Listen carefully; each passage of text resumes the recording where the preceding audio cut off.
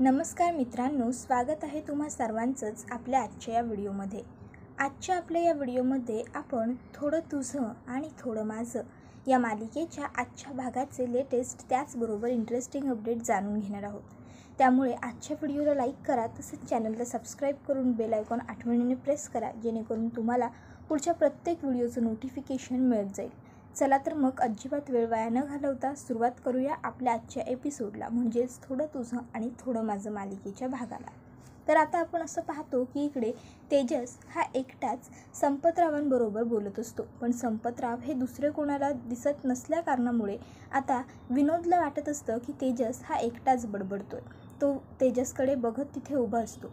इतक्यात गायत्री त्याला हाक मारते, विनोद, ए विनोद. त्यावर लगेचच विनोद हा गायत्रीला हो आलो अशी ओ देतो आणि लगेचच आता तो मागे तेजसकडे बघतो. आता मी बोलतोय आणि हा माझ्याकडे असं चोरून बघतो, या गोष्टीचा तेजसला राग येतो.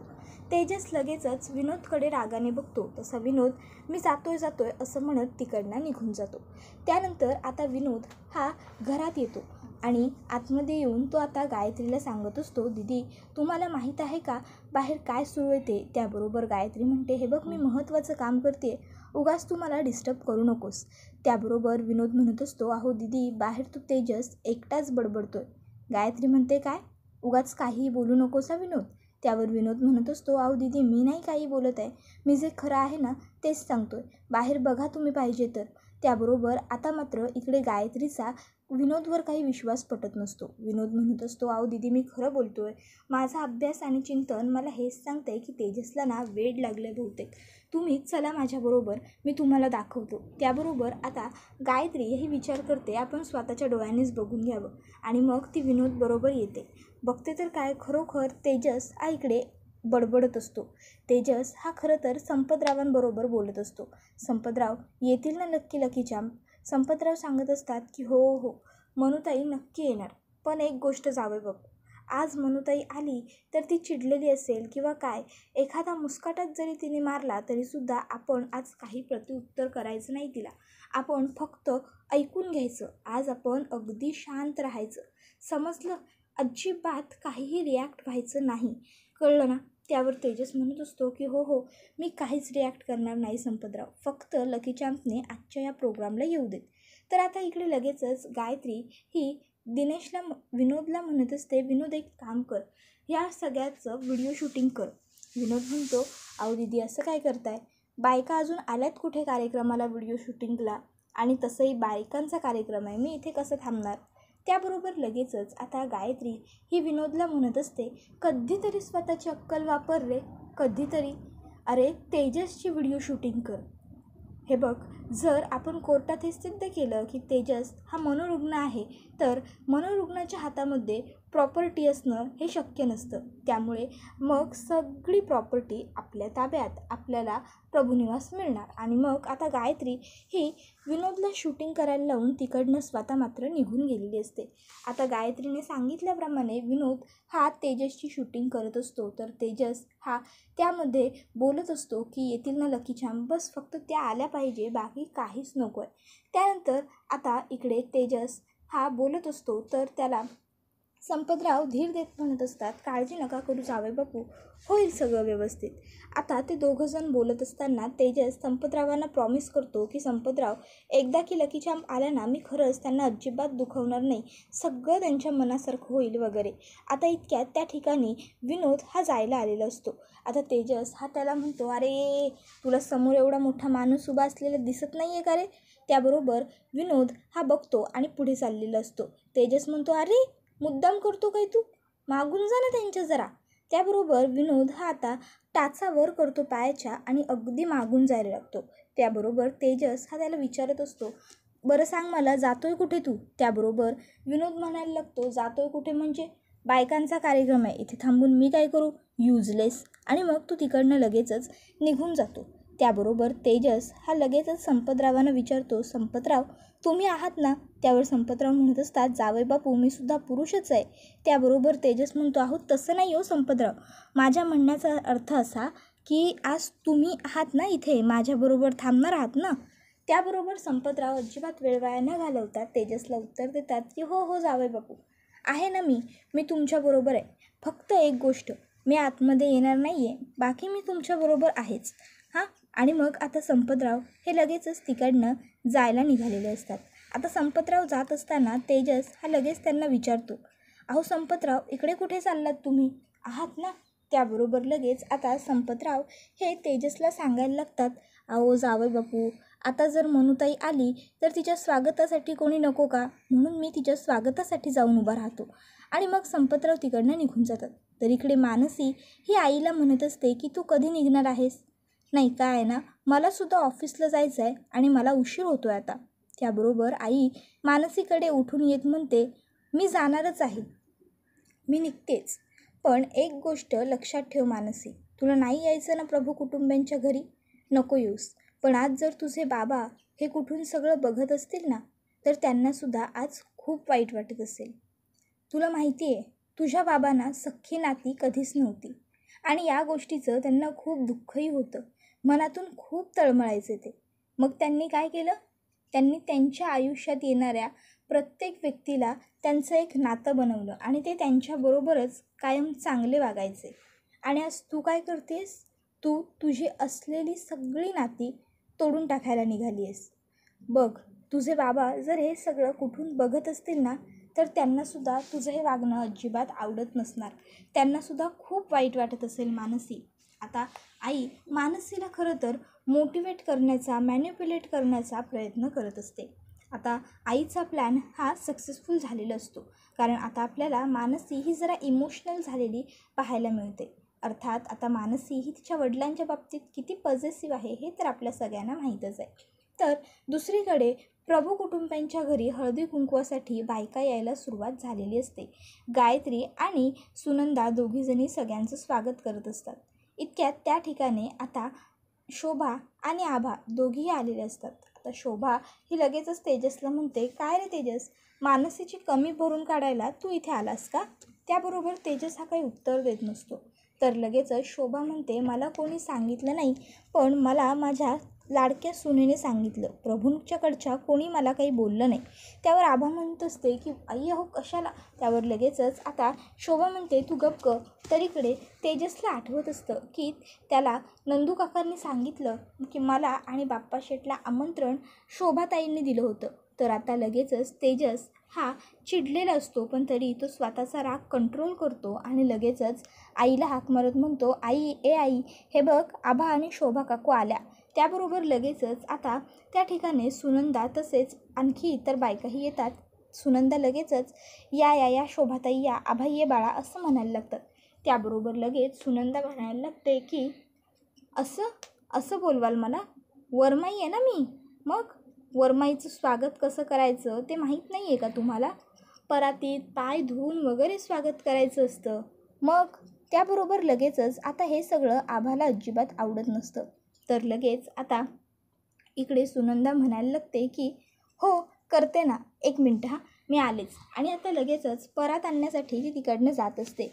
त्याबरोबर लगेच गायत्री म्हणते, अहो सासूबाई तुम्ही थांबा, तुम्ही कशाला जाताय, मी आले. आणि मग आता ती परात आणि पाण्याचा तांब्या घेऊन येते आणि लगेचच सुनंदाकडे देते. तर इकडे आभा म्हणत असते की आई अहो हा सगळा मानपान करायला आता हे काय लग्न आहे का? लग्न झालं ना आमचं.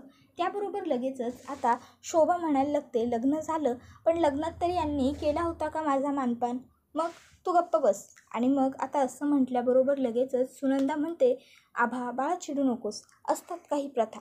आणि मग लगेच सुनंदा शोभाच्या पायाजवळ परात ठेवत वाकत म्हणते, शोभाताई ठेवा परातीत पाय. त्याबरोबर शोभा म्हणते, अहो अहो तुम्ही माझे पाय कुठे धुताय?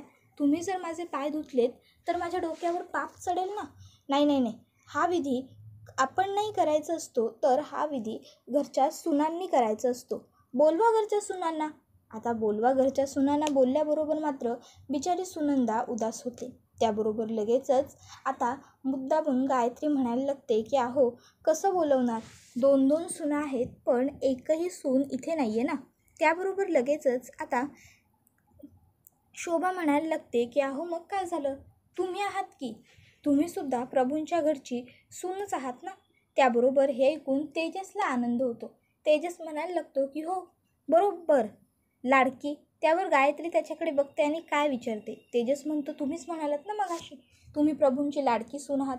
मग लगेच आता इकडे गायत्री म्हणते हो आहे, आणि मग ती आता शोभाचे पाय धुवायला खाली बसते. आता ती मुद्दामून शोभाला चिमटे वगैरे काढते, रागाने तिचे पाय जोरात कपड्याने घासते. तर इकडे हे सगळं बघत बायका असतात. बायकांना वाटत असतं की गायत्री बिचारी किती चांगली आहे. बाकीच्या 2 सुना आल्या नाही तरी स्वतःहून गायत्री सगळं अगदी पुढे होऊन करते. त्यानंतर आता सगळ्या बायका ह्या तिकडनं आतमध्ये निघून गेलेल्या असतात. आता सगळ्या आतमध्ये गेल्यावर लगेचच गायत्री ही शोभाला म्हणायला लागते, काय सुरू आहे तुमचं? तुम्हाला इकडे प्रभूंचे वाभाडे काढायला बोलवले, तुम्ही मलाच काय वाईट वागवताय? त्याबरोबर लगेच शोभा म्हणत असते, अहो वाईट कुठे वागवलं, उलट तुम्हाला तर वरमाईचे पाय धुण्याचा मान मिळालाय, मान, कळतंय का तुम्हाला? त्याबरोबर लगेचच आता गायत्री म्हणायला लागते की ओ हे बघा, ते सगळं तुमच्याकडे राहू द्यात, मी जितकं काम सांगितलंय ते लक्षात आहे ना? त्याबरोबर लगेचच आता शोभा म्हणायला लागते, काळजी करू नका हो, आजच्या हळदी कुंकवात रंगणार प्रभूंच्या सुना नसल्याची चर्चा.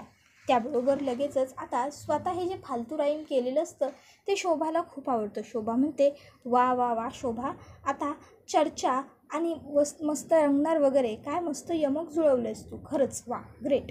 त्यानंतर आता लगेचच इकडे शोभा पुढे येते आणि जोरजोराने पुन्हा सुनंदाताई अशा हाका मारते. मग काय, लगेचच सुनंदा आणि इतर काही बायका तिकडे येतात. त्याबरोबर लगेच इकडे शोभा म्हणत असते, अहो काय हे, किमान पायघड्या तरी घालायच्या होत्यात, नाहीतर पायघड्या जमल्या नसतील तर फुलाच्या पाकळ्या तरी टाकायच्या होत्यात हो.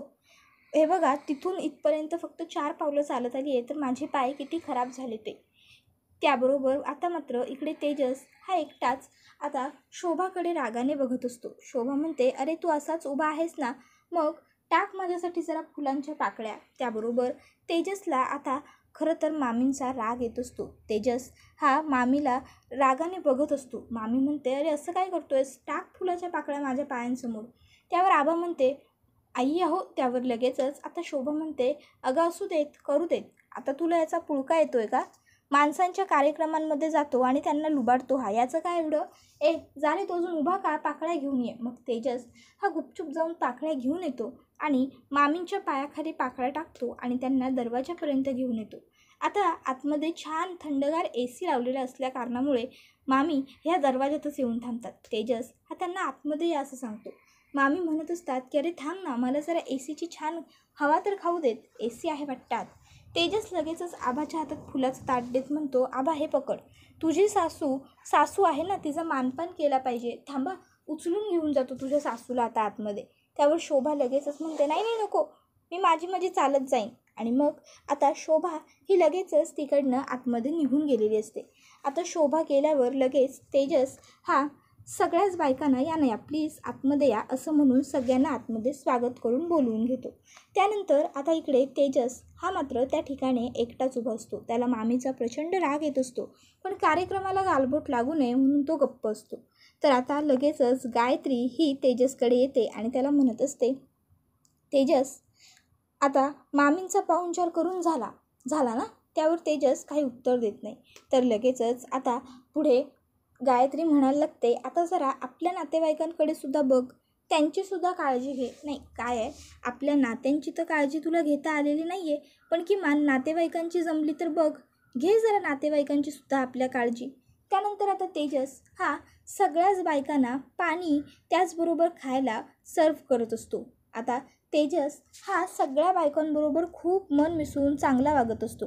त्याबरोबर लगेच त्यातली एक बाई म्हणते, अरे तेजस, बायकांचा कार्यक्रम आहे हा, तू काय करतोयस, त्यापेक्षा दे इकडे माझ्याकडे, मी करते ते, मी वाटते दे. त्याबरोबर तेजस म्हणायला लागतं, नाही नको असू द्या, कार्यक्रम तुमचा आहे आणि तुम्हीच काम करणार, बरं नाही दिसणार, तुम्ही निवांत राहा. आणि मग लगेचच आता तेजस हा दुसऱ्या बायकांना द्यायला तिकडनं निघून जातो. बायका म्हणत असतात, खरंच तेजस किती चांगला मुलगा आहे ना, नेहमी हसमुख असतो, नेहमी छान बोलतो सगळ्यांशी.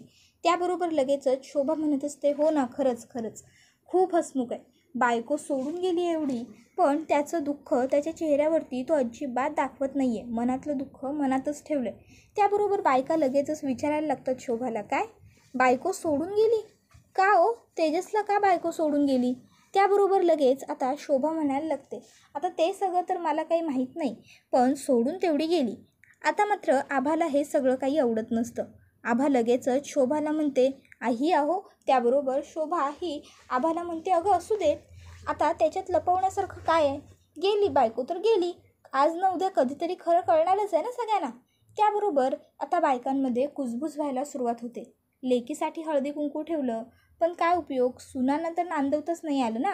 त्याबरोबर आता हे सगळं ऐकून आईला खूप जास्त वाईट वाटत असतं, दुःख होत असतं. आई मनातल्या मनात म्हणत असते, मानसी आज तुझ्यामुळे मला हे सगळं ऐकून घ्यावं लागतंय. त्यानंतर आता पुढे बायका ह्या म्हणत असतात की चला तर मग आता वेळ निघून जातोय, आपण हळदी कुंकवाची सुरुवात करूया.